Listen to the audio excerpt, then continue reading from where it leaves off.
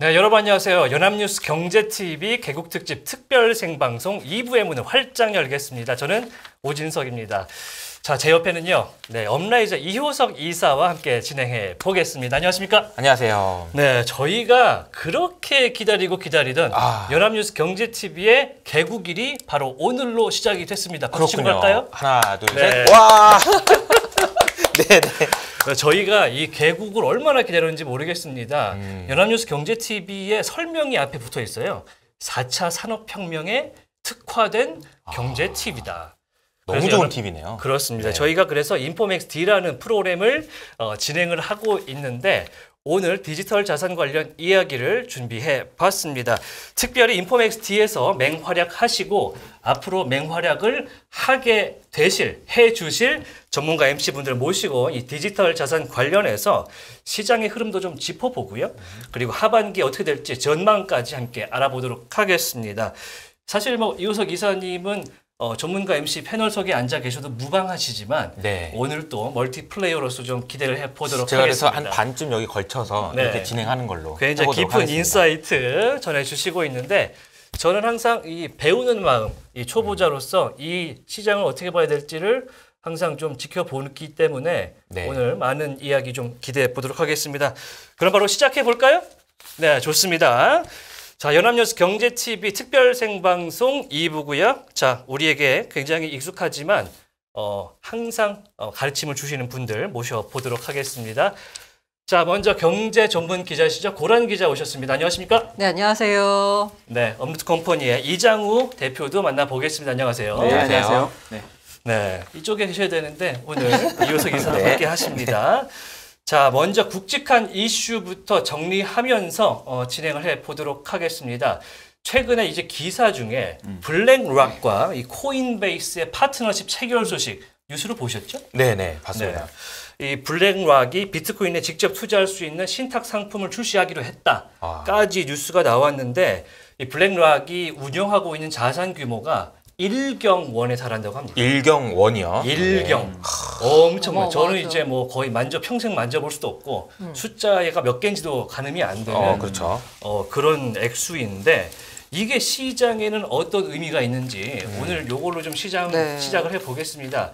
고란 기자부터 한번 물어볼게요. 이 블랙락의 이 코인베이스 파트너십 어떻게 보셨습니까? 사실 2020년, 2021년에 비트코인 시장이 이른바 이제 2차 불장이라고 표현을 하죠. 네네. 2017년 말, 18년부터 이렇게 급격하게 올랐던 시장을 1차 불장이라고 한다면 2차 불장은 이제 2020년 말, 그다음에 21년인데 이때 차이점이 뭐냐라고 물어봤을 때요. 제가 항상 그런 말씀을 드렸는데 17, 18년에는 동아시아 개미들이 올렸다라는 말씀을 드려요. 개미들이 올렸다. 중국, 일본, 중국 해서 그 이제 피날레를 장식한 건 사실 우리나라 개미들이었죠. 그래서 김치 프리미엄이 40%까지 벌어지는 이런 일이 있었던 시장이었는데 그리고 나서 시장이 한번 꺼진 다음에 이른바 우리가 흔히 말하는 크립토 윈터 굉장한 침체기가 이어지고 있다가 시장이 갑자기 상승으로 반전한 건 자금의 유입이 어디서 되느냐를 봤을 때 북미 기관 자금이 들어오면서였거든요. 네. 그 북미 기관 자금의 이른바 지금 현재 어떻게 보면은 비트코인 교를 이끌고 있다라고 하는 마이크로 스트래터지의 마이클 셀러 같은 분들은 나는 이제 비트코인을 살 거야라고 하면서 계속 사기 시작했고 드라켄 멜런이 폴 투더 존슨이 이런 약간 헤지펀드의 거물들이 나 비트코인 조금씩 샀어. 심지어는 레이 달리오 같은 경우에도 21년 5월에 코인데스크가 주최한 그 컨퍼런스에 나와가지고 I have some 비트코인 제가 영어까지 들어봤어요. 도대체 얼마나 갖고 있나 궁금해가지고 이런 식으로 이제 기관 자금도 그게 북미에서 약간 기관들의 관심이 이렇게 피어나고 있었어요. 몽글몽글. 그런데 이제 처음부터 이제 피어날 때는 이른바 우리가 이제 공모 펀드를 운영하고 있는 덩치 큰 곳들이 아니라 우리나라 치면 미래세신이 삼성 같은 곳들이 아니라 일종의 이제 사모 펀드를 운영하는 작은 곳들 그리고 패밀리 그 자금을 운영하고 있는 패밀리 오피스들 이렇게 작은 곳부터 이렇게 시작을 했거든요. 아니면 헤지펀드 같은 경우에는 사실 그 고객들이나 아니면은 자기 운용 자금이나 큰 손실을 봐도 상관이 없는 돈들이 많거든요. 상관이 없다라기보다는 그걸 감내할 수 있는 사람들. 상관은 있겠죠. 상관이 있겠죠. 하지만 공모 펀드 같은 경우에는 그 규정이 굉장히 까다로워가지고 분산 투자를 해야 되는 여러 가지 때문에 이 하방을 조금 약간 닫아놓게끔 구조를 설계를 해요. 왜냐하면 이제 일반인들도 투자할 수 있기 때문에 그런 식으로 이제 약간의 일종의 특수한 자금, 목적성을 가진 자금부터 이렇게 시작을 했는데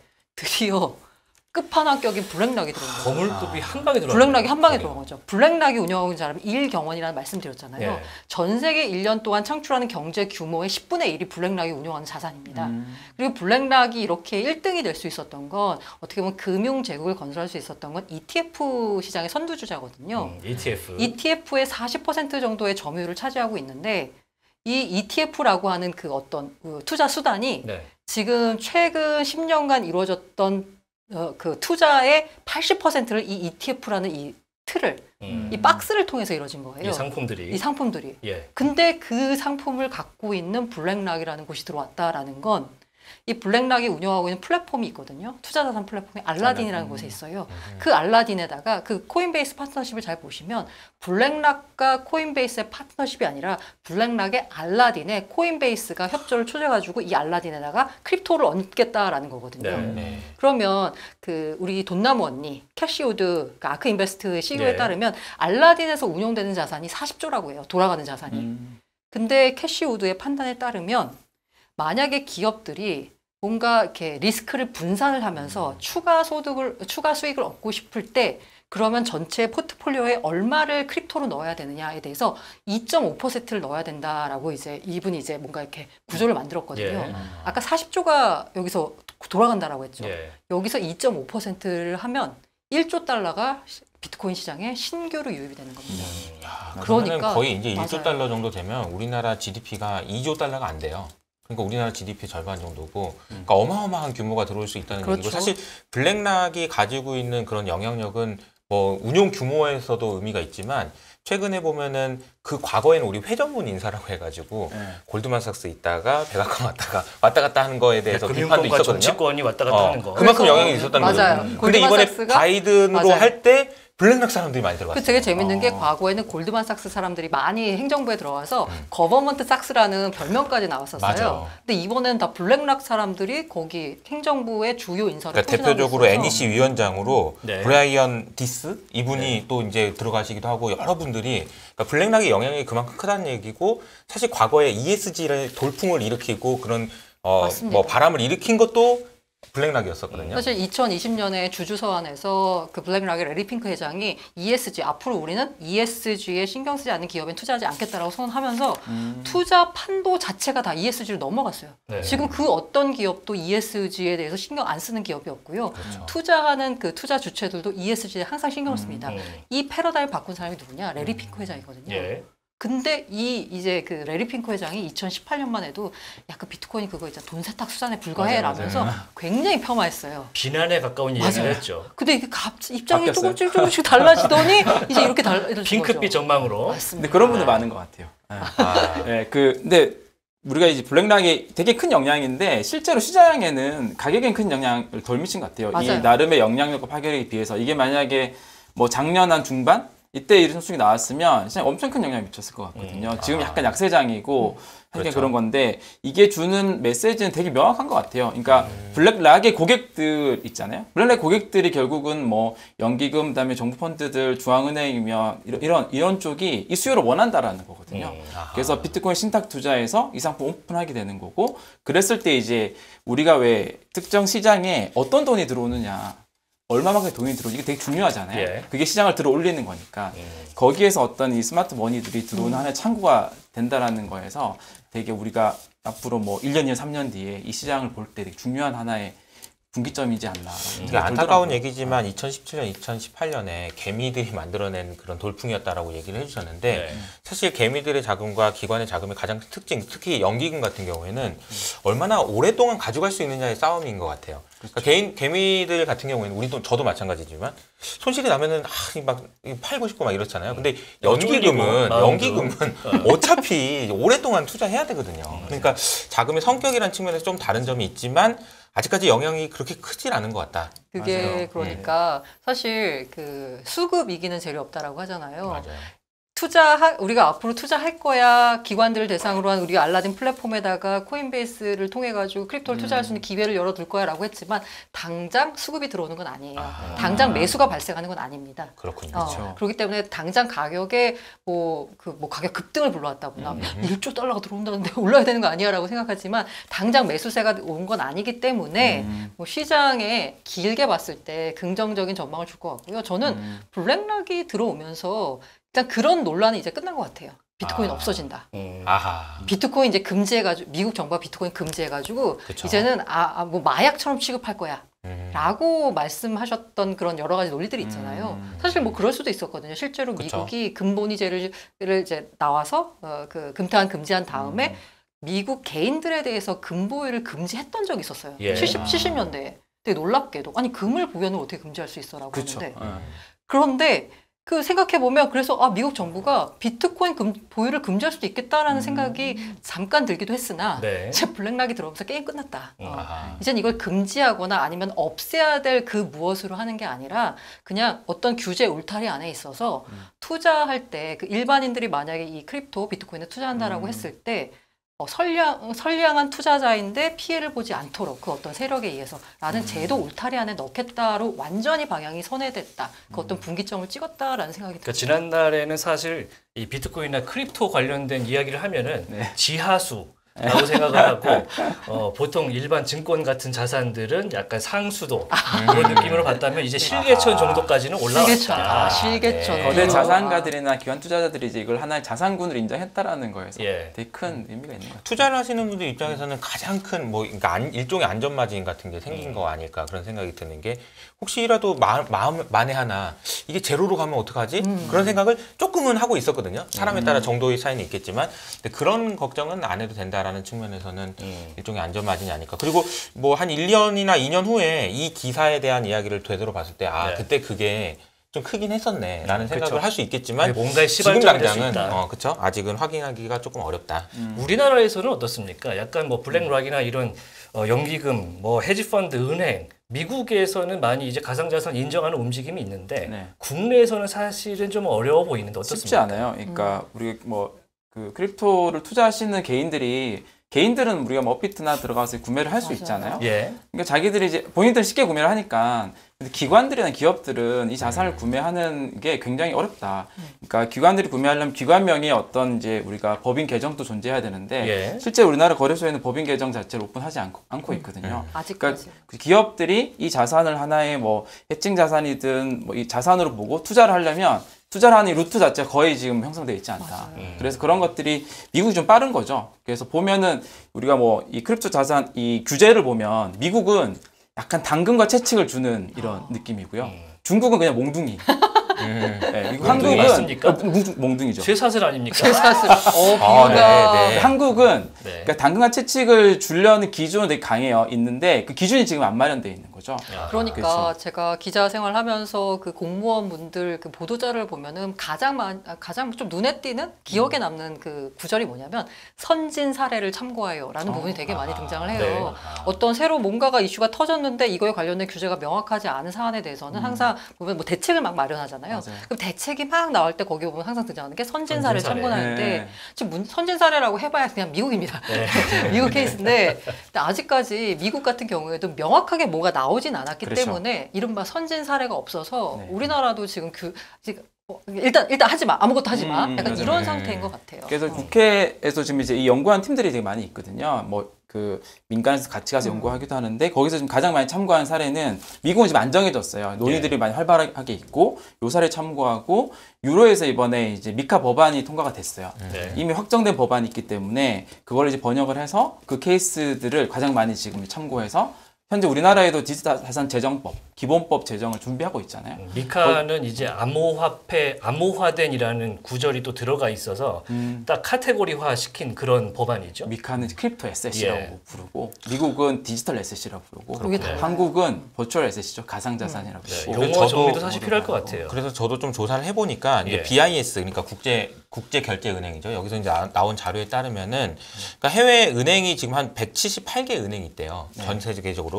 인정받는 은행이. 그 중에서 가상자산 익스포저를 가지고 있는 은행이 7개밖에 안 된다고 하더라고요. 187개 중에 네, 7개. 그러니까 이제 아직은 사실 미미한 수준이고 7개나 되네요. 근데 그 7개, 정도이시네요. 그 7개조차도 사실은 이제 은행이 자체적으로 프랍이라고 하죠. 자기 자본으로 보유하고 있는 거는 없고, 그러니까 은행 고객들끼리 거래하는 거를 중개해주는 역할 정도는 한다. 이렇게 그렇죠. 되어 있고요. 실제로 핵심 자본 대비해서 그러니까 블록체인 관련 기업에 투자한 것도 0.4% 정도. 그러니까 아직은 굉장히 초기다. 굉장히 초기인 거죠. 미미하네요, 정말. 네, 정말 초기라고 볼 수 있죠. 그리고 뭐 전체적인 분위기랑 저도 이제 기업을 하면서 이제 네. 뭐 너무 이제 어이없는 사례가 그러니까 은행을 가서 법인 계좌를 만들 때도 가상자산 관련 기업은 법인 계좌를 내주지 않아요. 그 서약서 혹시 안 쓰셨어요? 서약서? 그건 개인들은 이제 뭐 서약서 그 서약서 쓰는데 법인. 이 관련 기업들은 일단 기본적으로 이렇게 하는 혹시 분들이 코인 많아요. 사업 이런 거 하세요? 이렇게 물어보죠. 그렇죠. 네, 비트코인 같은 거 다루시는 거 아니죠? 뭐 이런 것들. 야, 그래서 온도 차이가 보니까- 있습니다. 확실히 온도 차이가 그래서 있어요. 보니까 일본의 미쓰비시 은행 같은 경우에는 이번에 이제 크립토 윈터가 오니까 야 그냥 접자 이렇게 된 것 같아요. 근데 또 사례에 따라서 이제 지역별로도 좀 온도 차이가 나고 어떤 사업이냐에 따라 다른데 대체로 수탁 서비스 쪽에서는 여전히 그냥 일반 은행들도 다 굉장히 그 적극적으로 비즈니스를 확대하려고 하는 움직임이 있는 것 같고 아까도 뭐 골드만삭스 얘기 나왔지만 골드만삭스는 굉장히 열심히 계속 하고 있는 것 같고요. 네. 실제로 마이애미에 그 주기영 크립토펀드 맞아요. 대표가 마이애미로 이제 네. 이사를 가셨잖아요. 그 마이애미에 골드만삭스 트레이딩 부서가 이제 마련이 돼 있대요. 그 마이애미가 지금 현재 보면 어떻게 보면은 이제 크립토의 뭐 실리콘밸리 약간 네. 느낌으로 굉장히 많은 기업들이 마이애미에 모인다라고 하더라고요. 네, 저희가 이제 주기영 대표 말씀하셨는데 곧 이 자리에 모셔서 이야기를 들어볼 예정이니까요. 인포맥스 D를 통해 확인해 보시기 바랍니다. 주기영 대표님은 정말 영향력이 상당히 글로벌 영향이 크더라고요. 그럼요. 네. 이제 세계에 영어 쓰시는 분들을 더 모셔볼 예정입니다. 네. 자, 다음 내용으로 좀 넘어가 보는데 오늘 준비된 주제가 굉장히 많습니다. 네. 최근에 저희가 인포맥스 D를 통해서 많이 다뤘던 내용이 이더리움의 업그레이드, 이제 더 머지라고 하는 2.0 업그레이드가 9월에 온다 이런 얘기를 합니다.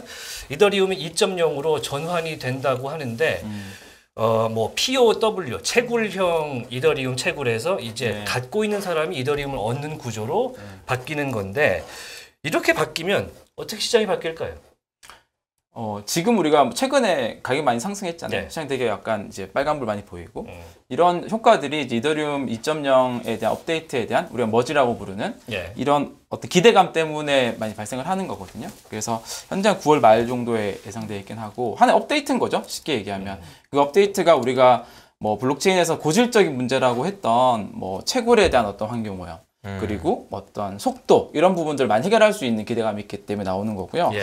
근데 이게 이런 비유를 했어요. 이 업데이트가 얼마나 난이도가 있는 거냐면 비행기 두 대를 이렇게 나라가 타고 가다가 A 비행기에서 B 비행기로 승객이 옮겨 타는 정도의 난이도인 거죠. 네, 네. 그러니까 이게 사실 2017년도부터 이 내러티브로 많이 상승을 했었고요. 네. 이더리움은. 근데 이게 난이도가 있다 보니까 계속 미뤄진 거죠. 이제 다시 해보겠다라고 하는 스케줄이라서 저는 지금의 기대감도 좋고 얘가 중간 방향도 좋긴 한데 이게 난이도가 좀 있고 사실 이게 되게 복잡성이 사실 있어서 이게 이제 그 이후에 생겨날 우리가 예측하지 못한 어떤 사태들, 문제점들 이런 것들이 오히려 시장에 부정적 영향을 끼칠 수도 충분히 있을 것 같다. 부정적일 수도 있다. 네, 오히려. 네. 혹시- 현재 기대감이 최상인 것 같고요. 일정이 혹시 정해진 게 있나요? 9월 일단 일정은 그 최근 들어 여러 가지 이더리움 재단이나 아니면 재단에 소속된 개발자들이 트위터를 통해서 알려주는데요. 네. 대략 한 9월 15일, 16일쯤에 이루어질 것 같고요. 그를 위한 여러 가지 작업들이 차근차근 이루어지고 있습니다. 그런데 이더리움 이제 머지 관련돼 가지고 제가 여기 나와서도 말씀드릴 때만 해도 그닥 부상이 되지 않았던 지금 하드포크 이슈가 새로 떠오르고 하드포크라는 있습니다. 게 분리 독립되는 거죠. 네, 맞아요. 예. 이게 체인이 있는데 원래 이제 이더리움이 아까 두 개가 날아가다가 여기로 이제 갈아타기로 했다라고 하는데 그러면 이게 손님들이 다 이제 이제 다 가야 내려서 되잖아요. 갈아타면 이 비행기는 이제 더 이상 이제 그 쓸모가 없는 거잖아요. 착륙을 해야 되는데. 착륙을 하거나 아니면은 그냥 뭐 어떻게 되든지 그냥 네. 뭐 의미가 없는 건데 왜냐하면 여기는 더 이상 손님이 없으니까 계속 쓰겠다는 거죠. 이게 계속 쓰겠다는 거예요. 아. 그리고 앞으로 우리 계속 쓸 테니까 여기로 계속 손님들도 계속 오세요라고 하고 넘어가지 마시고 좀 남아 계시든지. 그렇지. 뭐 저 이렇게 저 지금 비행기로 나옵니다. 넘어가다가 떨어져 죽을 수도 있으니까 여기 있어요. 뭐 이렇게 네. 얘기할 수도 있는 거네요. 그래서 이제 하드포크가 사실 굉장히 조금 쉽지 않은 이슈예요. 어떻게 보면은 그 블록체인이라고 하는 게 합의에 기반된 어떤 그 체인이잖아요. 근데 하드포크는 말씀드린 대로 분리가 된다는 거는 합의가 깨졌다는 겁니다. 상당히 큰 일이고요. 이더리움 생태가 굉장히 큰데요. 맞아요. 그리고 이제 이번에 하드포크가 더군다나 더 주목이 되는 이유가 뭐냐면 네. 기존에 있었던 그 하드포크는 그 메인넷, 그 체인의 하드포크는 이 메인넷 위에 D 앱들이 얹어지기 전이었어요. 본격적으로 뭔가가 얹어지기 전에 하드포크가 됐기 때문에 네. 이게 하드포크가 된 다음에 이 생태계 그럼 괜찮아? 혹시 여기서 D 앱에서 뭔가 문제가 생기는 거 아니야? 라고 걱정을 안 해도 됐었어요. 왜? D 앱이 없으니까 앱들이 아예. 그러니까 디앱이라는 건 승객이라고 이더리움 할 수 있나? 플랫폼 위에 얹어져 얹어진 있는 서비스들. 네네. 그러니까 가장 유명한 하드포크가 이제 물론 그 전에 있었던 이더리움이 이더리움과 이더리움 클래식으로 분리된 게 있었고 네. 아마 일반 투자자들이 많이 익숙한 하드포크는 아마 비트코인이 비트코인과 비트코인 클래식으로 이제 죄송합니다. 비트코인 캐시로 나눠진 건데 2017년 9월에 비트코인과 비트코인 캐시로 나눠질 때 비트코인 위에 뭔가 그러면 디앱들이 있었냐? 네. 레이어 2가 있었냐? 전 아무것도 없었어요. 그냥 이제 나눠졌거든요. 나눠져서 이제 각자 갈 길을 간 건데 이번 이더리움 하드포크의 어려운 점 뭐냐면 그 위에 굉장히 어마어마한 생태계가 있다는 거죠. 그 이른바 디파이라고 하는 우리가 탈중앙화 금융 서비스만 해도 지금 TVL이 뭐 10조 달러 뭐 얼마 이렇게 굉장히 크잖아요.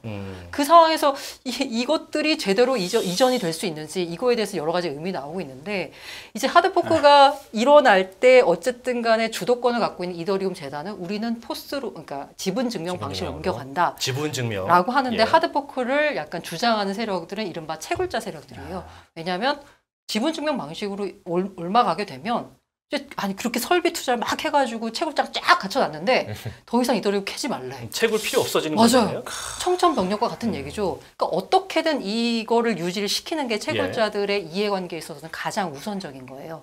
그래서 하드포크를 하겠다고 이제 나섰는데 초반에 나섰 때만 해도 저 되겠어? 저거 하드포크된 이 하드포크가 되면 어쨌든 코인이 이렇게 새로 나오게 되잖아요. 그래서 이더 W라고 이제 표현을 해요. 네. POW에 W W니까 붙여가지고. 워크. 이게 가치가 있겠어라고 했는데 이게 지금 가치가 점점 생기고 있는 게 뭐냐면 그 중국계라고 아까 채굴자 세력들이 주로 중국계예요. 네. 채굴장이 중국에 있건 해외에 있건 어쨌든 중국계가 많이 있거든요. 네. 그러니까 중국계랑 친한 저스틴 써니라고 하는 중국계 트론의 이제 창시자가 폴로닉스라는 그 거래소를 샀는데 폴로닉스가 갑자기 우리 이더 W 코인을 우리는 지원을 할 거고 그러니까 기존의 시스템의 맞아요. 코인을 지원한다. 하면서 심지어는 지금 현재 거기서 선물 거래가 이루어지고도 있습니다. 가격이 생겼어요. 있죠. 가격이 형성돼 있어요. 그러니까 이제 사람들이 이거 진짜 되는 거네? 진짜 체인 나오겠네? 코인 나오겠네? 라고 하면서 이제 이쪽에 이제 이더리움 재단 쪽 지분 증명을 지지하는 쪽에서는 동요되지 말아라. 우리는 이쪽으로 갈 거니까 동요되지 말아라. 아니 이게 근데 생각해 보면은 머지가 어렵다는 말씀을 해주신 거고 하드포크도 어렵다는 얘기를 해주신 거고 근데 공교롭게도 그 예정되어 있는 그 날짜 전후로 해가지고 FMC 회의도 있어요. 그러게요. 9월 FMC 회의가 굉장히 그 있습니다. 매크로 그러니까 지금 이슈가 보면은 있어요. 지금 우리가 하고 있는 얘기들이 9월 15일에서 20일 그 사이쯤 언젠가 우리 추석 연휴 근처일 것 같은데 지나자마자 야, 이 이야기들이 어떤 식으로 결론이 나서 시장에 어떤 영향을 줄지가 상당히 큰 이슈일 것 같다는 그러니까. 생각이 오히려 들어요. 저는 지금이 가장 기대감이 좋은 맞아. 시기인 것 같고요. 지금 안 좋게 얘기하는 쪽 별로 없거든요. 근데 이 하드포크한 메인넷이 가치를 가진지 여부는 2017년도에 판명이 됐어요. 그때 비트코인에서 비트코인 캐시로 하드포크가 될 때 이때 논란 많았어요. 가치를 가질 거냐 말 거냐. 근데 비트코인 캐시로가 되고 나서 얘 가치를 가졌거든요. 비트코인의 몇 분의 몇 정도 뭐 비율로 해서 같이 가졌는데 그럼 지금의 이더리움에서 이더리움 하드포크도 가치를 가질 가능성이 굉장히 높다. 왜냐하면 이더리움 자체를 비용을 들여서 많이 그 구매를 하고 활동했었기 때문에 여기서 파생돼서 나온 거잖아요. 그렇게 봤을 때 그러면은 이더리움 그 하드포크 된 포 메인넷이 아까 비행기가 착륙하지 않고 날아간다는 얘기거든요. 그러면 예를 들어서 우리가 NFT 같은 경우를 비유해 보면 뭐 크립토펑크 이더리움 기반에 있으면 똑같이 있는 거예요. 아하. 네. 근데 이게 시스템. 약간 복사된 유령처럼 그대로 떠다니는 있어요. 건가? 네. 네. 두 개는 물론 이제 조건 다르겠지만 POS 기반의 똑같은 NFT도 있고 복붙해서 똑같이 있는 거고 토큰도 마찬가지고 서비스도 마찬가지고 여기서 이제 발생되는 여러 가지의 그 복잡함들은 우리가 과거에 겪어보지 못한 맞아요. 거거든요. 여기서 어떤 또 이른바 두 개가 생겼을 때 어떤 이른바 이제 해킹 공격이 일어나서 내가 가진 자산이 갑자기 털리는 그러니까 예를 들면은 크립토펑크가 두 개가 있었는데 30만 달러짜리를 제가 갖고 있어요. 네. 근데 POW 크립토펑크와 POS 그쵸. 크립토 펑크가 생긴 거예요. 근데 POS가 메인이니까 POS 크립토 펑크가 메인이니까 나는 이거는 들고 POW 크립토 펑크는 시장에다 팔았는데 이 파는 순간 여기를 뭔가 어떻게 공격을 해가지고 얘도 팔게 포스 기반 크립토 펑크도 팔게 만들 수 있는 그런 해킹 공격이 일어날 수도 있다라는 거예요.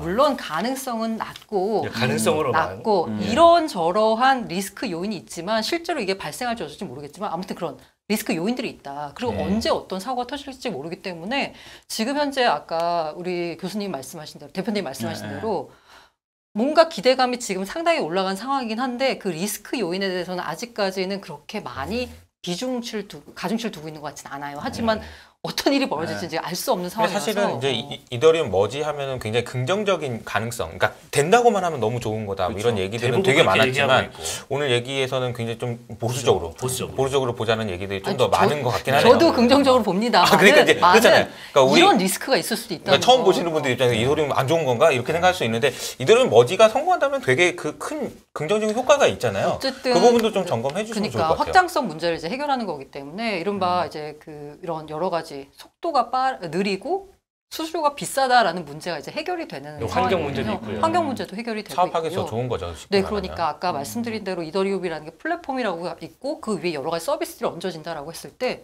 서비스가 굉장히 더 많은 서비스들이 들어올 수 있는 환경이 만들어지는 거죠. 그러니까 어쨌든 긍정적이긴 한데 계속 긍정적인 얘기만 말씀드려서 그쵸. 제가 이런 약간 리스크 요인도 있다라는 뭐든지 최악을 상정하고 해야 긍정이 좀 더 뭐랄까 부풀어 오릅니다. 자, NFT 얘기 잠깐 아까 해주셨는데 사실 이더리움의 NFT의 이제 70%가 이더리움 기반이에요. 네네네. 예, 그러다 보니까 NFT 얘기를 아니할 수가 없습니다. 그렇죠.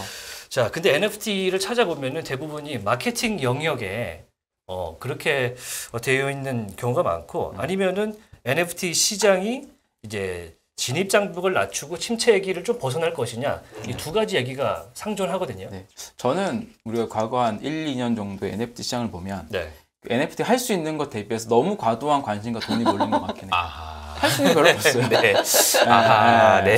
그래서 이제 그러면 할 수 있는 게 언제 되냐면 그렇다고 NFT 자체의 가치에 대해서 낮게 보는 건 아니고 결국 이 NFT라는 게 우리가 말한 메타버스 공간에서 어떤 유틸리티적인 가치를 가질 때 되는데 유틸리티 가치를 가질 그 공간 자체가 너무 오래 걸린다는 거죠. 구성이 된 자체가. 그래서 이제 그런 부분에 있어서 시간이 좀 많이 필요할 것 같다. 라고 좀 이건 좀 길게 봤으면 좋겠다라는 생각이 들고요. 누가 물어보더라고요. 지금 NFT 투자하기 좋냐? 그래서 이제 NFT를 뭐 투자하지 않는 것도 좋은 투자의 방법이다. 지금 현재는 좀 지켜보고 좀 시장을 좀 장기적인 관점으로 보고 일단 대표님 플레이어시니까 좀 장기적인 관점 이야기 마음 다짐하면서 NFT 시장 보고요. 자, 저기 마지막으로 좀 한번 정리를 할 텐데 앞에 나온 이야기들 상반기를 보면 이제 8월이다 보니까 상반기를 보면은 가상자산 시장에서 굉장히 이슈가 많았습니다. 특히 올해는 뉴스까지 많이 탔는데 어떤 것들이 이제 큰 이슈다 보시는지 먼저 고란 기자부터. 평소에 나왔으면은 너무 대답하기 어려웠을 것 같은데 각자의 가치관마다 다르고 올해는 너무 분명한 것 같은데요. 확실히 네. 하나 테라 루나 사고 사태라고 해야 되겠죠. 사태라 그랬죠. 사태. 이 테라 루나 사태가 촉발시킨 이슈가 너무 많아요. 맞아요. 그걸로 인해서 얼마나 큰 영향을 끼쳤다고 보십니까?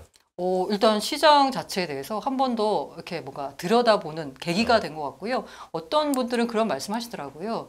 이걸 통해서 오히려 시장이 정화됐다라는 표현도 하시더라고요. 청소가 됐다. 네, 정화가 됐다라고 해서 이른바 약간 문제 있는 것들 그리고 그동안 과도하게 일어났던 레버리지 투자가 그리고 그 위험성이 좀 약간 정리된 느낌이다라고 하고 있고 어떻게 보면 테라 루나 사태 때문에 덕분에라고 해야 되나요? 그 규제 이슈가 또 발걸음이 좀 빨라진 것 같아요.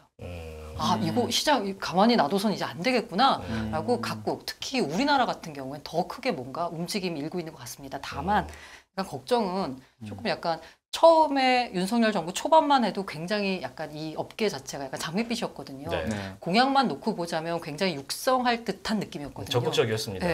그런데 이제 테라 루나 사태가 터지면서 육성보다는 소비자 보호 쪽에다가 너무 초점을 맞춰가지고 오히려 시장 자체를 약간 죽이지 않을까라는 우려감들이 나오고 있어요. 소비자 보호는 물론 당연하게 당연하죠. 가장 투자자 보호는 우선적인 가야죠. 가치입니다.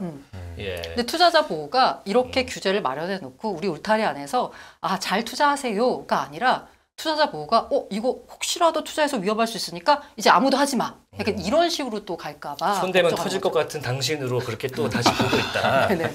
그런 말씀이신 것 같은데 이장우 대표는 어떤 이슈가 있었다고 보세요? 네, 가장 중요한 이슈를 먼저 쓰셨으니까 카드 한 장 제가 먼저 썼어요. 저는 올해 연초에 시장 약간 분위기 좋게 시작을 했었거든요. 네. 그때가 뭐냐면 우리가 지난 1, 2년은 그 비트코인이라는 자산을 가치 저장의 수단으로만 봤었어요. 예. 인플레이션 해칭 수단으로. 근데 우리가 올 상반기 때 우크라이나 러시아 사태가 있었고 또 글로벌 지정학적 이슈들이 좀 생기니까 이 비트코인 자산이 다시 좀 돋보이기 시작했거든요. 네. 그때 나온 얘기들이 뭐 비트코인의 검열 저항성이 나왔는데 검열 저항성. 네, 예. 뭐 쉽게 얘기하면 제가 뭐 우리 MC님께 비트코인을 전송할 때 그 어떤 중간에 주체도 통하지 않으니까 이것에 대해서 누가 뭐 중간에 동결을 하거나 멈추거나 이 거래 자체를 막을 수 있는 행위가 1대1로 거래하는 거니까요. 네, P2P로 거래하는 거니까 비트코인 네트워크를 통해서. 근데 비트코인은 가치 저장의 수단도 좋고 다른 특징들이 있지만 가장 중요한 특징이 이 검열 저항성이거든요. 그래서 앞으로의 어떤 글로벌 지정학적 이슈들이 훨씬 더 많이 있을 것으로 예상되는 현재 앞으로의 미래에 비트코인의 가치가 좀 더 이 부분으로 좀 더 관심을 가진 연초였다. 저는 이거를 좀 개인적으로 되게 높게 평가하는 좀 역시 비트코인 좋아하시고. 네, 저도 한마디 하면은 검열 저항성이 어려운 용어 나왔으니까 저는 이걸 얘기하고 싶어요. 지속 가능성. 지속 가능성. 네, 우리가 이제 보면은 지속 가능성에 대한 얘기 굉장히 많이 하잖아요. 그렇죠. 근데 이제 테라 루나 사태 이야기도 많이 했지만 그게 뭐가 문제였을까 생각해 보면 이 속도의 문제가 아니었을까. 그러니까 지속 가능한 성장이라는 얘기 많이 하잖아요. 그러니까 지속 가능한 성장을 우리가 이제 달리기에 비유하자면 이게 촌놈 마라톤 하면 끝낼 수 없다. 그러니까 속도가 너무 빠르면 지쳐서 그냥 쓰러진다라는 거를 교훈으로 얻을 수 있지 않을까 그런 생각이 들어요. 그러니까 우리가 산업도 그러니까 항상 균형을 맞춰서 어느 정도의 속도로 가는 것이 굉장히 중요한지에 대한 고민을 해볼 수 있는 상반기가 아니었나 저는 그렇게 이야기하고 너무 싶습니다. 증시 같은 것도 너무 급격하게 달아오르면 반드시 꺾이게 돼 있거든요. 이게 우리가 상반기에 가장 큰 매크로에서 이슈가 됐던 인플레이션도 똑같은 거예요. 화폐의 가치는 적정한 수준으로 떨어지는 게 좋아요. 너무 많이 떨어지는 게 문제지. 자산 가격도 올라가는 게 좋아요. 너무 많이 빨리 올라가서 그런 거지. 그러니까 이제 촌놈 마라톤을 하지 말자라는 그런 교훈을 얻는 게 아닌가라는 생각이 좀 듭니다. 네, 루나 테라 사태, 비트코인 그리고 촌놈 마라토너까지 이야기를 저는 들었습니다. 그냥 전문 용어 지속 가능성으로 해야죠. 지속 가능성. 화내지 마시고요. 이제 시장 얘기로 슬슬 넘어가 봐야 될 것 같은데 이제 그런 매크로 이슈도 있었고 이제 하반기를 좀 봐야 될 것 같아요. 그렇죠. 근데 비트코인이 작년 이제 10월, 11월에 최고치를 찍었고 이제 4월에 루나테라 사태를 겪으면서 상당히 내려앉았고 뭐랄까 제2의 폭락 사태 같은 느낌이 있었는데 최저를 찍었다라는 뉴스나 의견도 좀 있습니다. 비트코인이 바닥 찍었다. 이거에 대해서는 어떻게 보십니까? 이번에 저부터. 예, 그렇습니다. 비트코인 좋아하시니까 물어보겠습니다. 저는 저점 찍은 것 같아요. 저점 찍었다? 네. 18,000불 갔었나요? 네.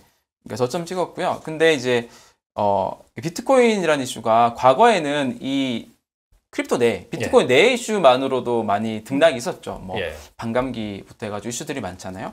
근데 이제 2017년 이후부터는 이쪽 내에서 이슈만으로는 이게 움직이는 게 아니라 매서비스 됐다 보니까 글로벌 이슈들이 많이 거시경제 이슈들이 같이 맞물려 가니까 근데 이걸 뭐 바닥은 찍었는데 개인적으로는 이게 한 6개월 이상 더 이렇게 유지될 것 같아요. 네, 이렇게 계속 왔다 갔다 하는 거죠. 그러니까 바닥을 찍은 것과 바닥을 찍고 올라가는 것은 좀 다릅니다. 그죠? 올라간다고 보시는 쪽이에요? 이 상태로 한 6개월 정도 유지, 그러니까 올라갔다 내려갔다. 유지를 한다. 네, 더 18,000불 이상으로 갈 확률이 낮다라고 보는 거고요. 이게 뭐 본격적으로 상승이 되기에는 아까 말씀드렸던 어떤 매크로 경제에서 몇 가지 요소들, 금리 인상이 멈춘다든지, 긴축에 대한 이슈가 좀 바뀐다든지 이런 거 같이 맞물려 줘야지 가능하지 않을까. 고란 기자는 어떻게 보세요? 뭐 비슷한 생각인데요. 저도 저점은 찍었다라는 생각이 드는 게 저점은 찍었다 역시. 네, 이게 18,000, 심지어는 18,000을 살짝 깨고 내려서 17,000 몇 대 거래가 됐었던 적이 있었거든요. 그리고 이제 다시 회복하긴 했는데, 그러니까 이른바 우리가 생각하고 있던 18,000선은 약간 찍고 이제 확인을 하고 거길 깨고 다시 내려갈 가능성이 가능성이 별로 크지 않은 것 같은 게 18,000을 깰 당시가 어떤 시절이었냐면 이른바 테라 루나 사태가 촉발한 이른바 그 시파이 업체들, 그 중앙화된 크립토 금융회사들의 연쇄 파산 사태. 맞습니다. 예. 그 일어나면서 이들이 이제 어쨌든 간에 청산을 막아야 되니까 자기들이 들고 있는 비트를 일단 시장가로 다 던져버렸거든요. 시장에 너무 매도 압력이 세고 그렇다고 매수세가 어디서 받쳐주는 것도 아니니까 그냥 때리는 대로 가격이 내리꽂아서 그렇게까지 떨어진 건데 그게 다시 이제 올라와서 지금 이제 회복을 한 상황입니다. 지금 현재 한 24,000달러에서 거래가 되고 있는데요. 그러면 이제 앞으로 어떻게 될 것인가 이게 아마 더 궁금하실 것 같은데 저는 아까 우리 대표님 말씀처럼 약간 그냥 좀 횡보할 것 같다라는 느낌이 횡보할 것이다. 비트코인이 올라가는 두 가지 이슈가 있는데 하나는 매크로 변수예요. 근데 매크로 변수가 그럼 앞으로 뭐 좋을 게 뭐가 있을까라고 보면 그닥 그렇게 뭐 더 잘하시겠지만 이사님이 잘 기대할 게 크게 없어요. 여기서 더 안 빠지면 좋겠다 정도 이 정도 느낌이거든요. 그럼 이제 두 번째 내부 이슈거든요. 크립토 내부 이슈. 그럼 비트코인 안에서 벌어질 수 있는 호재가 뭐가 있냐라고 하면 지금 당장으로서는 아까 블랙락도 수급 측면에서는 되게 길게 봐야 된다라고 하는데 단기적으로 가격을 밀어 올리려면 수급이 나와야 되거든요. 그럼 뭐냐? 비트코인 현물 ETF 승인이거든요. 이거는 근데 SEC 입장이 굉장히 단호하기 때문에 연내에 이루어질 가능성 내년도 어렵다라고 보는 분들도 확실히 있기 때문에 관망세 쪽으로 맞습니다. 의견을 주시네요. 호재가 없기 때문에. 네. 이호석 기사는 어떠세요? 약간 의견이 다르세요? 저도 뭐 저점을 찍었다라는 부분은 대체로 동의하는데 문제는 뭐냐면 약간 그 다운사이드 리스크에 대한 이야기를 좀 드리고 싶어요. 그러니까 매크로 측면에서는 그런 것 같아요. 그러니까 1970년대, 80년대랑 비유를 많이 하는데 그때가 무슨 일이 있었냐면 고란 기자님도 아까 얘기해 주셨던 것처럼 금으로 안 바꿔줄 거다. 이 얘기가 나오면서 달러의 가치가 막 변했었거든요. 그러니까 달러의 가치가 변했다는 얘기가 반대로 얘기하면 물건 가격이 가격이 변했다는 얘기예요. 이 얘기가 똑같이 인플레이션 얘기거든요. 그러니까 지금 우리가 보고 있는 거랑 약간은 유사한 면이 그러니까 코로나 사태 때문에 돈이 너무 많이 풀렸잖아요. 천문학적으로. 그게 약간 완전 똑같진 않지만 비슷하다라고 보면 이게 진정되는 데까지는 좀 시간이 걸릴 수밖에 없다. 물론 지난주 통해서 FOMC 회의 끝나고 CPI 나오고 하면서 일단 한숨을 쉬었죠. 아 다행이다. 아 다행이다예요. 근데 그리고 나서 이제 어떻게 될 거냐는 좀 지켜봐야 된다. 아직 예단하기 좀 어렵다. 미국 물가도 최근에는 조금 안정세가 됐다라는 의견도 있습니다. 그래서 다음 달이 좀 돼봐야 될 것 같은데 특히 다음 달이 되게 중요할 것 같지 않아요? 우리 얘기 들어보면 이더리움 머지도 그러니까요. 다음 달이 중요해요. 이슈의 달입니다. 비트코인을 지금 만약에 투자를 해야 될 것 같거나 투자를 하고 있다면 이런 시점에서 이런 뭐 매크로 이슈도 있고 상당한 변화의 시기에서 어떤 액션을 해야 되는가 그것도 좀 궁금합니다. 무엇을 해야 되는 시기일까요? 아니, 먼저 호플리 제가 예측하는 게 맞다면 아까 제가 바닥은 찍었다는 말씀을 드렸잖아요. 지금 가격이 그럼 싸냐 비싸냐를 놓고 보면 그렇게 매수하기에 부담스럽지 않은 가격이거든요. 부담스럽지 않아요. 이런 말씀 드리면 항상 쉽지 않아요. 댓글 막 달려요. 맞아요. 이런 말씀하면 겨우 그거밖에 할 말이 없냐라고 하지만 저는 항상 이렇게 약간 부담스러울 때는 뭔가 약간 확신이 없을 때는 근데 나쁘지 않은 가격이거든요. 분할 매수 추천드립니다. 낫배드 분할 매수. 이장호 대표는 어떠십니까? 비슷한데요? 비슷해요. 네, 뭐 줄곧 작년부터 계속 얘기했다. 이긴 한데요. 지금 특히 2022년, 2023년도 같은 경우는 이런 시장 상황을 작년부터 다 예측을 많이 하셨을 것 같아요. 전 흐름들이 왔었으니까. 그러니까 비트코인이라는 자산을 되게 모으기 좋은 시기라고 저는 봅니다. 이게 왜냐하면 모아야 될 때 못 모으면 팔아야 될 때 팔 물량이 없어요. 그러면 팔아야 될 때 무리하게 다시 매수를 하게 돼요. 그래서 그러니까 특히 뭐 올해, 내년 같은 시기. 그러니까 결국은 다시 이게 뭐 강력한 상승장이 되려면 두 가지 요소가 돼야 되거든요. 일단 매크로 경제가 일단 전환돼야 되고요. 두 번째는 이 시장 내에서 강력한 유틸리티 서비스가 폭발해줘야 돼요. 예를 들어서 우리 2021년도 말에 우리 게임으로는 엑시 인피니트도 있었고 그 전에 NFT로 고가에 낙찰된 것도 있었고 여러 가지 정말 일반인들이 알 수 있을 만한 어떤 이게 말이 되는 이런 서비스들이 여기서 나와줘야 되거든요. 근데 그런 것들이 최근에나 당장에 나올 것 같지는 않다는 느낌 좀 들어요. 그런 것들이 맞물려주고 글로벌 경제 좀 바뀌어주고 그래야 폭발적 상승이 되는데 그 전에는 이제 꾸준히 좀 이렇게 분할 매수로 모으는 것을 조금 우리 좋다고 비트코인 생각합니다. 얘기는 이제 분할 매수하면서 시장을 좀 관망하자. 어차피 저점은 6개월 정도 유지된다. 이런 게 이제 여기 계신 분들의 이제 합의인 것 같아요. 좀 지켜보도록 하고요. 그럼 비트코인은 대장주니까 얘기를 많이 하는데 보통 일반적으로 알트코인 투자하신 분들도 굉장히 많습니다. 네. 그런 경우에는 어떻게 액션을 좀 취해야 될까요? 이호석 이사는 알트코인 투자하신 게 좀 있습니까? 저는 알트코인 투자는 한 게 별로 없어가지고 거의 없어가지고요. 네. 개인적으로는 이제 이런 게 비트코인에 투자하는 저의 이제 생각은 그냥 안 팔 거를 사놓는 게 되게 중요하다고 생각해요. 저장해놨다는 맞아요. 개념으로. 네. 저장. 그러니까 이게 저는 이제 막 그 가격 변화에 굉장히 민감하시는 해가지고 나의 심리적으로도 영향을 많이 주고 나의 생활에까지 영향을 준다. 그러면 투자를 하면 안 되는 것 같아요. 많은 거예요. 그러면. 계속 보고 개인들한테. 이런 분들. 근데 그냥 나는 여기다 저장해 놓을 건데 뭐 이런 생각을 하는 정도라면, 그러니까 그렇게 투자할 수 있다면은 어떤 자산에 투자해야 될까 생각하면 저는 알트코인은 진짜 더 많이 공부를 해야 되거든요. 쉽지 않아서 일반인 분들이 물론 도전하실 수 있는 충분한 그런 그 수익을 낼 수 있지만 쉽지 않다, 이렇게 말씀을 좀 드리고 싶습니다. 네. 알트에 대해서는 어떻게 보세요? 하반기. 이거 굉장히 어려운 이슈인데. 알트코인에 대해서는 저는 좀 생각이 명확한 부분이 있는데 알트코인 확실히 완전 초기 스타트업 투자한다는 생각으로 해야 되는 것 같아요. 리스크가 큰 걸 알아야 된다. 네, 맞아요. 그러니까 반대로 얘기하면 비트코인은 이제 좀 모아가야 되는 자산, 그러니까 저축 기술로서 계속 모아가야 되는데 장기 투자를 해야 되고, 알트코인을 만약 비슷하게 보고 장기 투자로 접근하게 되면 실패한 케이스 굉장히 많이 봤어요. 네, 그래서 알트코인은 근데 이제 또 시장이 좋아질 때 보면 좋은 얘기들이 되게 많이 나와요. 좋은 뭐 아티클부터 글부터 해서 그걸 보면 볼수록 막 매력이 빠지고 막 산액이 빠지고 그러거든요. 그래서 이제 알트코인은 본인이 일단 내가 알트코인 쪽에 투자를 해야 되는 비중을 명확히 설정을 해두고 그 범위 안에서만 굉장히 이제 리스키 하는 거죠. 저는 그게 한 씨앗을 뿌리는 정도로. 씨앗을 뿌리는 정도. 저는 그게 한 전체 크립토 투자 자산을 100으로 보면 한 15% 미만이어야 된다고 생각을 하고요. 혹시 알트를 투자하고자 할 때 예를 들어 증권 같은 경우에는 우리가 이제 공시 다트에 들어가서 뭘 보잖아요. 그런 것처럼 뭔가를 꼭 봐야 된다 이런 게 하나 있을까요? 알트코인은 근데 초기 스타트업이니까 기준이 똑같은 것 같아요. 어렵다. 팀 보고요. 팀. 그리고 그들이 해결하려고 하는 그 파이나 섹터를 보는 것 같아요. 근데 이것도 되게 어려워요. 안 맞는 게요. 2017년도에 우리가 알만한 진짜 그 당시에 좋은 코인들 많았거든요. 뭐 이오스도 있었고요, 네오도 있었고요. 슬프다. 그다음에 IoT 해결한다는 아요타 같은 애도 있었고요. 그다음에 익명성 코인들은 기술적으로 다 우수하다 그래서 했었는데 슬프다. 일단 존재감 다 없잖아요. 지금 또 우리가 아주 좋다고 보는 코인들이 많이 있어요. 근데 이들이 또 4년 뒤에 보면 충분히 그럴 가능성이 너무 높다. 그리고 우리가 2, 3는 있죠. 우리가 작년만 하더라도 루나코인 좋게 사실 본 사람들 많거든요. 우리 판단하기 어렵다. 그래서 그렇다면 기본적으로 그냥 특정한 자기의 그 포지션 내에서 여러 시도들을 한다. 산업 공부를 하고 이런 거 좀 들어가고, 나머지는 결국 구매력이 계속 보존이 되든 뭐 비트코인과 뭐 이더리움 같은 자산에 좀 나눠서 투자를 하고, 저는 그렇게 하고 그게 맞다고 네, 네, 비슷한데 개인적으로 비트 이더를 90% 깔고 가요. 네. 비중이 약간 뭐 달라질 때도 있는데 아무튼 뭐 대충 비트와 이더를. 네, 그리고 나머지 10%를 알트코인 투자하는데 제가 일각에서 이렇게 루나 코인으로 돈 엄청 잃었다라고 하는데 사실 그게 제 자산에 5% 10% 안 되는 거였는데 자산의 90%까지 돼버렸었어요. 너무 많이 올라가지고. 이런 이 알트는 한 방이 있거든요. 가치가 커지니까. 근데 한 방이 있는데 이게 다시 제로가 되거든요. 네.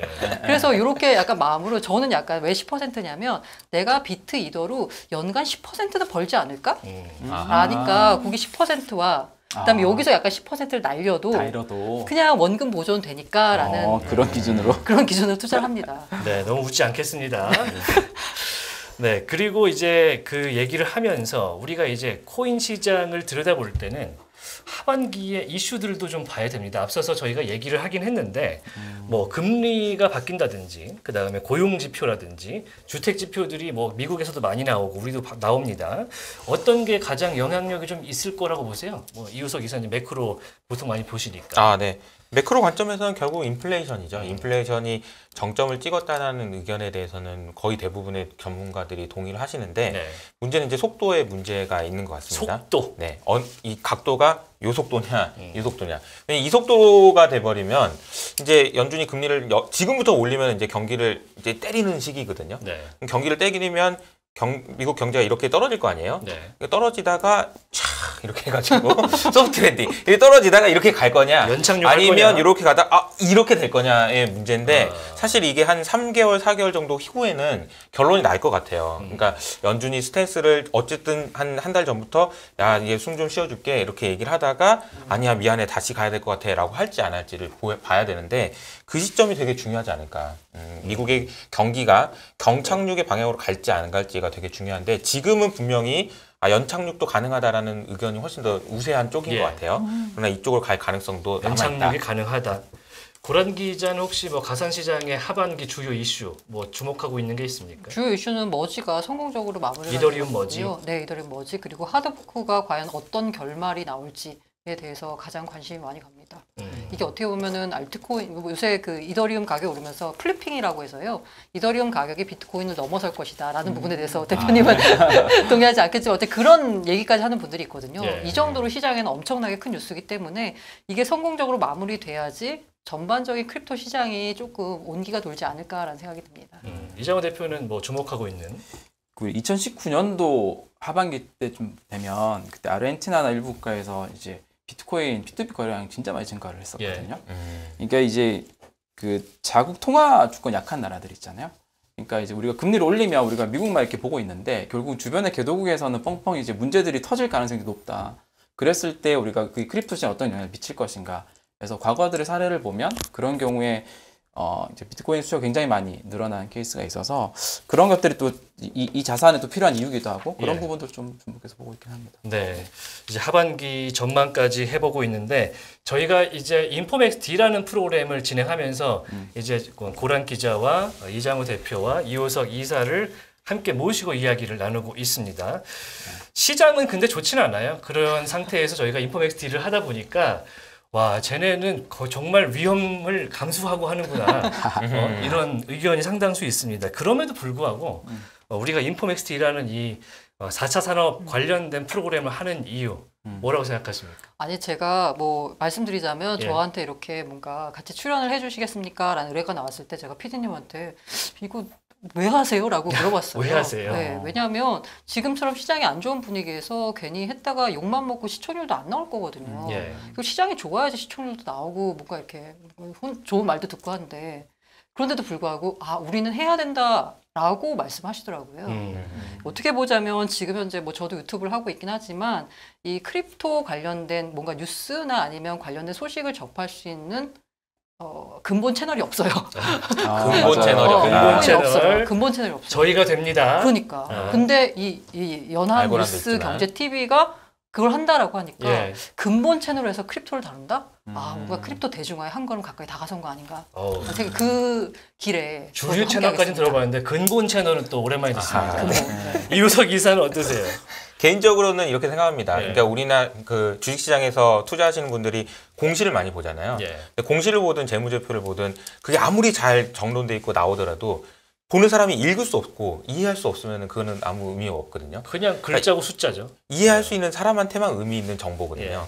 사실 이제 크립토 시장에서도 정말 많은 이야기들 오늘 얘기 나온 걸 다 이해하실 수 있는 분들이 얼마나 많을지 모르겠지만 이런 얘기들을 이해할 수 있는 분들이 많아져야 된다고 저는 생각해요. 왜냐하면 이 시장은 앞으로도 계속 커질 거든요. 그러니까 4차 산업혁명이 인플레이션이 온다고 해서 혹은 연준이 금리를 올린다고 해서 안 오지 않아요. 어차피 옵니다. 근데 그 오는 과정에서 우리가 대비하기 위해서는 이렇게 크립토의 문맹률을 낮추는데 우리가 기여를 해야 됩니다. 크립토 문맹률 낮춘다. 네. 굉장히 좋은 단어 하나 나왔습니다. 좋습니다. 이장우 교수님. 네, 단어는 준비하지 못했고요. 그 하락장은 공부하기 정말 좋은 시기이긴 해요. 그래서 뭐 우리가 뭐 하락장 때 일부러 시작한 것 같지는 않고 하다 보니 지금 시작하게 됐는데 너무나 중요한 시기에 시작한 것 같다. 그리고 경험적으로 봤을 때 우리가 지난 4년 전에도 크립토 불장이라는 장이 있었고 그때부터 꾸준히 이 시장에 남아서 공부를 하고 했던 플레이어들은 지금 좋은 산업의 성장을 이끄는 일꾼들 되어가고 있거든요. 분명 지금 이렇게 잘 공부하고 하는 사람들이 한 3, 4년 뒤에는 정말 글로벌적으로나 한국의 이 크립토 시장을 주도하는 사람이 될 거라 생각해요. 그런 거에 아마 한 역할을 하는 채널이 되지 않겠나. 그래서 잘 됐으면 좋겠습니다. 제가 이걸 할 때 마음가짐이 이제 미래에 언제 올지 모르는 기회를 잡으려면 많은 이야기를 들어야 되는데 이렇게 근본 채널에서 한다니까 저도 사실 좀 놀란 부분이 있었거든요. 자, 이제 마지막으로 넘어가도록 하겠습니다. 우리가 가상시장 다루는 방송하면서 이런 채널 많고 유튜브 채널도 많은데 어떻게 꾸려나갔으면 좋겠다. D에 대한 기대감 한마디씩 듣도록 하겠습니다. 먼저 고란 기자. 근본 채널인 만큼 네. 신뢰할 수 있는 채널이 됐으면 합니다. 신뢰할 수 있는 채널. 믿고 듣는 보는 채널. 그렇습니다. 좋습니다. 이장호 대표님. 네, 듣는 사람들이 참 공부가 잘 될 수 있도록 정확한 내용들을 잘 알려주는 채널이 됐으면 좋겠습니다. 네, 저도 기대를 많이 하겠습니다. 마지막으로 이호석 이사님. 좋은 말씀 해주셨으니까 저는 좀 재미있고 유익한 방송이 됐으면 좋겠어요. 네. 이게 보시는 분들이 너무 어려우면 안 보시니까. 그래도 뭐 아무리 크립토 윈터라도 그냥 너무 재미없으면 안 하거든요. 그렇죠. 그래도 좀 오늘 좀 웃을 수 있는. 또 크립토도 IT 기반이니까 너무 어려워. 맞아요. 재밌는 분들을 많이 출연. 재밌는 분들을. 네, 저희가 항상 이제 뭐랄까 즐거운 분위기에서 뭐랄까 약간 팟캐스트 같은 느낌으로 맞아요. 정확하고 깊이 있는 이야기를 전해드릴 수 있도록 하겠습니다. 인포맥스TV는 평일 오전 9시에 생방송으로 진행이 되고요. 그리고 8시 50분부터 생방송 진행되고 유튜브 채널 연합뉴스 경제TV에서도 항상 다시 보기를 하실 수가 있으니까 댓글 많이 쓰시잖아요. 네. 댓글도 하시고 참여도 부탁을 좀 드려보도록 하겠습니다.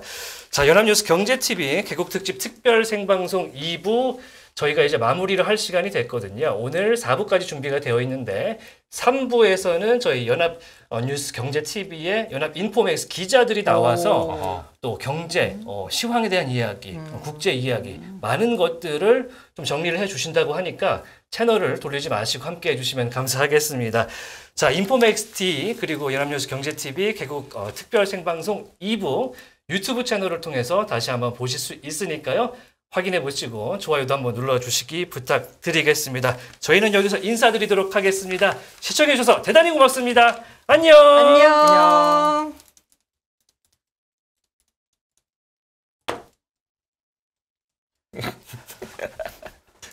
끝.